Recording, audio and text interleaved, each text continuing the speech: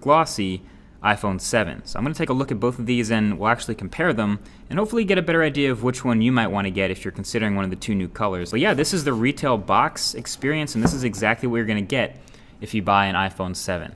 So they're both 256 gig iPhones. Let's go ahead and open the boxes. We'll start with the glossy black. We'll start with the jet black iPhone. You notice it's a black box. If you buy a jet black iPhone, you'll get one of those rare black Apple boxes. And right off the bat, you don't get the phone at the top. You get the Designed by Apple in California paperwork. And then there is the iPhone in all its glossy glory and the plastic on the screen protector.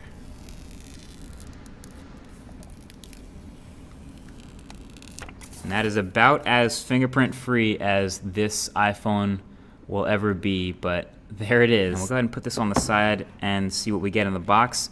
Number one, you get your earpods, not AirPods. These are your lightning attached earbuds. Well, first of all, here's your dongle, your adapter. This is your lightning to 3.5mm headphone jack adapter. And it's $9 if you lose this, but it's sold in the Apple Store. And then yeah, these are your lightning earbuds.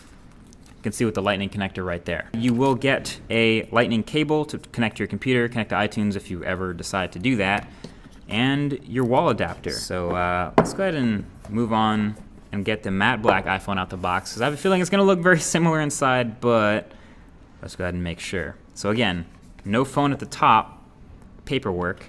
Move that to the side, and you get the iPhone. So matte black obviously looks super clean as well. This is a phone that is going to show fingerprints too, but not in quite the same way as the super glossy iPhone. On the larger phone side, you do have the dual cameras on the back that we showed in that first hands-on video. And then of course, if you compare it to another bigger phone like say the Galaxy S7 Edge, you'll notice it's still a lot bigger because it carries that much bigger bezel. I'm gonna actually boot this one up and see what we get as far as iOS 10's first boot. But yeah, it's still carrying a big old forehead, big old chin, the new capacitive home button, and I can confirm that when it's off, it doesn't move at all, which is kind of an interesting sensation. Let's go ahead and boot into iOS 10 and set it up for the first time. I speak English. Hey Siri. Hey Siri.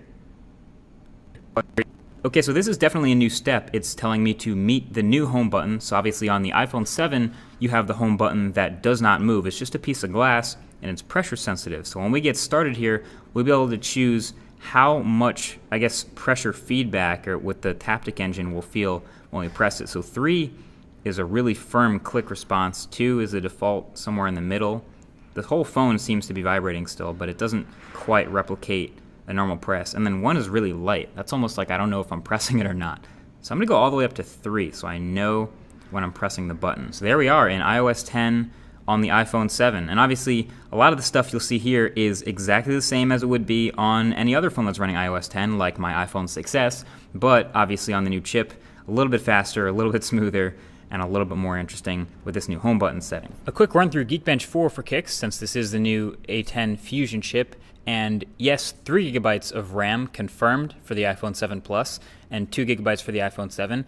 But yeah, you can see the final score is pretty great, especially the multi-core, right up there, actually above Snapdragon 820 devices. But yeah, there you have it. That is your first look at the iPhone 7 in your jet black and your matte black, and a good look at the differences between them. Honestly, if you're having trouble picking, I would just go the safe route with the matte black. This is almost like a special edition phone at this point. If you haven't seen it in person, check it out in a store. You're gonna see the fingerprints and the scratches and things like that. But yeah, that's the unboxing experience, and that's what comes in the box, and that's what you'll find if you order a new phone from Apple this week. Either way, that's been it. Thanks for watching. Leave a thumbs up if you want to see more unboxing stuff like this in the future, and I'll talk to you guys in the next one.